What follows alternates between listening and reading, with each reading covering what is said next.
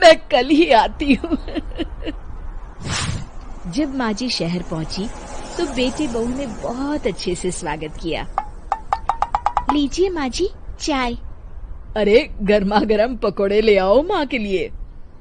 नीरू रसोई में गई और 2 मिनट में ही पकोड़े ले आई। जी ये लीजिए।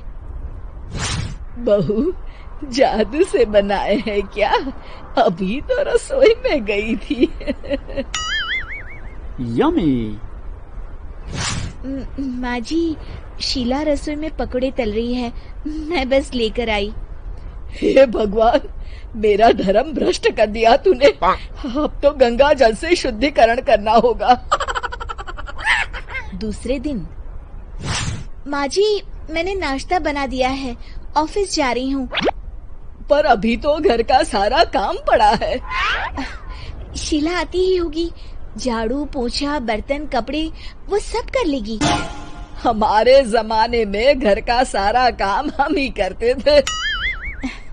जी माँ जी आप बहुत होशियार हैं, मैं घर ऑफिस दोनों नहीं संभाल पाती। तो जरूरत क्या है घर से बाहर जाकर चाकरी करने की? वैसे भी घर का काम खुद करने से घर में बरकत आती है, समझी? पर माँ जी। पर वर कुछ नहीं, इस महीने की पगार मिले फिर ऑफिस बंद है। हाँ। रात को नीरू तेजस से कहती है, सुनिए जी माँ जी बोल रही थी कि मैं नौकरी छोड़ दूं। वैसे ठीक ही तो है, अभी तुम्हें आराम की जरूरत है।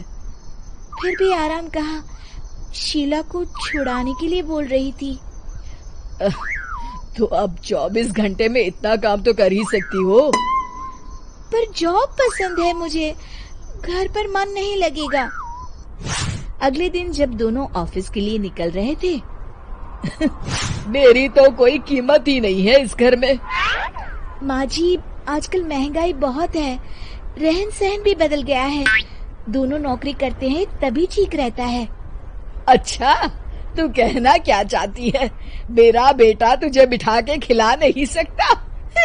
तू ही इस घर का खर्च चला रही है, हैं? नहीं माँ जी, मेरा वो मतलब नहीं था।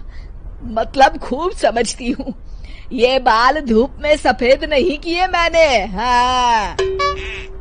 अब तो ये रोज का काम हो गया था। तेजस भी रोज की झिकझिक से परेशान हो गया था। एक दिन उसने कहा, नीरू वैसे भी तुम्हें मैटरनिटी लीव मिलने वाली है, तो अभी से ही छुट्टी ले लो। पर क्या, मेरी सैलरी अच्छी खासी है। आखिर नीरू ने रिजाइन कर दिया। जब बच्चा हुआ तो घर में सब बहुत खुश हुए। कुछ दिनों बाद तेजस फाइल देख रहा था। क्या हुआ तेजस, कुछ परेशान लग रहे हो?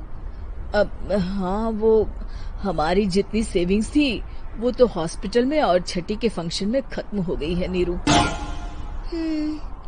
और अभी वैसे मंदी चल रही है तो मैं बोल रही थी कल मुन्ना को हेपेटाइटिस का टीका लगवाना है। नीरू क्या पोस्टपोन नहीं कर सकते? नहीं जी, बिल्कुल नहीं। अब तेजस को समझ में आ रहा था कि उससे गलती हुई है। पैसों की कमी का असर घर के माहौल पर भी पड़ रहा था। अगले दिन, बेटा मेरा चश्मा और ये दवाइयाँ ले आना, पर्चा देते हुए माँ जी ने कहा। जी।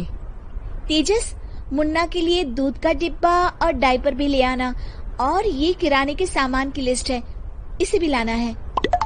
तेजस गुस्से में लिस्ट मरोड़कर फेंकता है और चिल्लाता है, पैसे क्या पेड़ पर उगते हैं?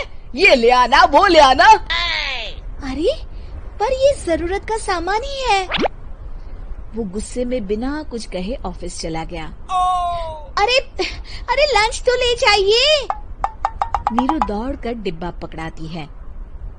एक दिन खाना खाने के बाद, नीरू अब तो मुन्ना कुछ बड़ा हो गया, तो अब तुम वापस ज्वाइन कर लो ना जॉब। पर इस रिसेशन में जॉब मिलना बहुत मुश्किल है। ट्राई तो करो। फिर मुन्ना? माँ जी है ना, और एक फुल टाइम मेड भी लगा लेंगे। पर माँ जी, उन्हें तो पसंद नहीं। तभी माँ जी वहाँ आ जाती है और प्यार से नीरू के सर पर हाथ फेरते हुए बोलती है, अब मेरी समझ में आ गया बहू, पहले के और अब के समय में अंतर है। तुम काम शुरू करो, मुन्ना की जिम्मेदारी मेरी। मेरी प्यारी माँ जी। ये कहकर नीरू उनके गले लग गई। शिक्षा, परिवर्तन संसार का नियम है, हमें भी समय के साथ चलना चाहिए। उम्मीद है कि आपको हमारी ये कहानी पसंद आई होगी। कृपया हमारे चैनल को सब्सक्राइब करें और सभी अपडेट्स के लिए बेल आइकन जरूर क्लिक करें। और हाँ, वीडियो लाइक और शेयर करना मत भूलिएगा। Bye bye.